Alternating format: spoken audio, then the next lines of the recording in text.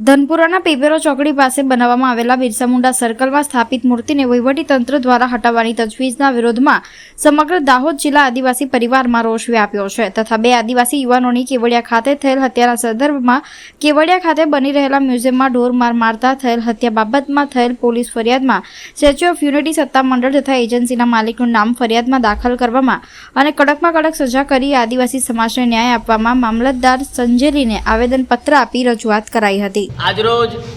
સંજેલી તાલુકાના આદિવાસી પરિવાર દ્વારા સંજેલી તાલુકા મામલતદારશ્રીને એક આવેદનપત્ર આપીને અમે રજૂઆત કરી છે કે જે રીતે આપણો દેશ આઝાદ થયો, લોકતંત્ર છે છતાં પણ આજે લોકતાંત્રિક ગુલામી જેવી ફિલિંગ લાગણી થઈ રહી છે। જે રીતે કેવડિયાની અંદર બે આદિવાસી યુવાનોની હત્યા કરવામાં આવી છે, આ બાબતે અમે આજે સરકારશ્રીને રજૂઆત કરવા માંગીએ છીએ કે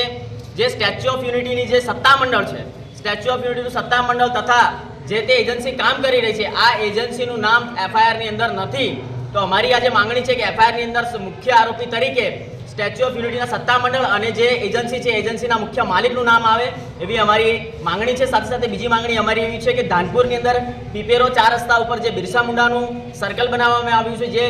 મૂર્તિની સ્થાપના કરવામાં આવી છે અને પ્રશાસન દ્વારા એ મૂર્તિને હટાવવા માટેની તજવીજ હાથ ધરવામાં આવી છે। આજે સમગ્ર ભીલ પ્રદેશના આદિવાસી પરિવાર દ્વારા અમે રજૂઆત કરીને કહેવા માંગીએ છીએ કે જો આ પીપેરો સર્કલ ઉપરથી